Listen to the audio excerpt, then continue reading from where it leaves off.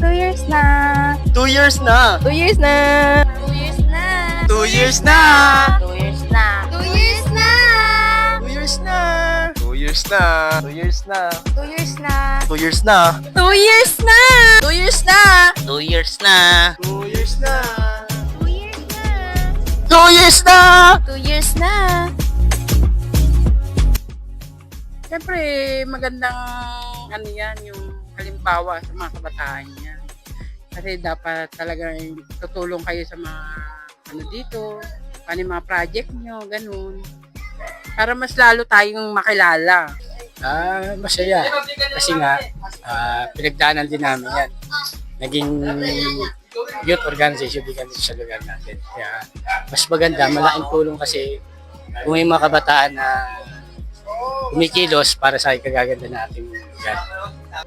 Natutuwa ako kasi nagkaroon ng ganitong samahan. Natututo yung mga katulad ng anak ko, natututo siya makisalamuha, makipagtulungan sa mga kapwa niya kabataan. Saka nakikiisa siya sa mga proyekto na nakakatulong sa pamayanan. Ano pa, yun lang. Yung mga project niyo, yung may mga ayu-ayuda. Yun talaga, the best. The best yun. Doon kayo nakikilala ng mga tao. Ito, yung surname tag. Sa project, halos lahat. Kasi malaki na itulong sa Guyabano. Meron. Yung pagiging agresibo nila.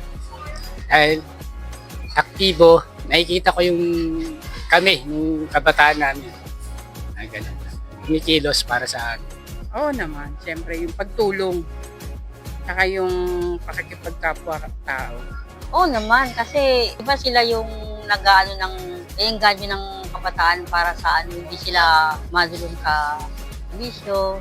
Sila yung nag-ano na kabataan naghihikayat para sa yung grupo nila na ano, yung marami silang proyektong ginagawa at gagawin pa.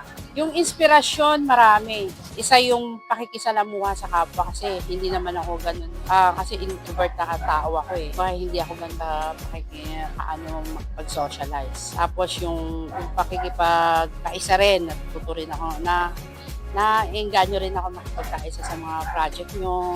Tsaka mas nakaka-inspire kayo.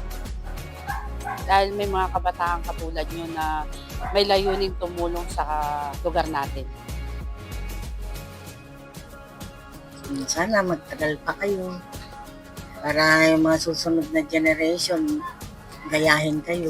Sana ipagpatuloy nyo yung magandang sinimulan nyo para sa susunod na mga henerasyon, gayahin din kayo. Simple lang, pagpatuloy nyo kung ano yung naumpisahan nyo.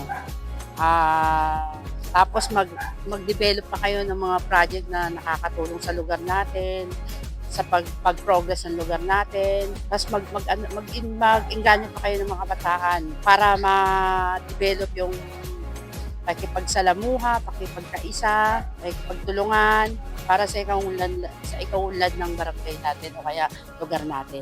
Sana pagpatuloy nyo pa yung mga magagandang project nyo, basta yung mga magaganda, maraming projects pa na dumating na talagang mas makilala yung lugar natin. Naging inspirasyon tayo ng kahit sinong kabataan. Happy 2nd anniversary, GYBN! God bless! Happy 2nd anniversary sa GYBN. Sana tumagal pa kayo, magpatuloy kayo sa magagandang layunin nyo sa lugar natin. Happy 2nd anniversary, GYBN. Happy 2nd anniversary, GYBN. Happy 2nd anniversary, GYBN. We are GYBN and we will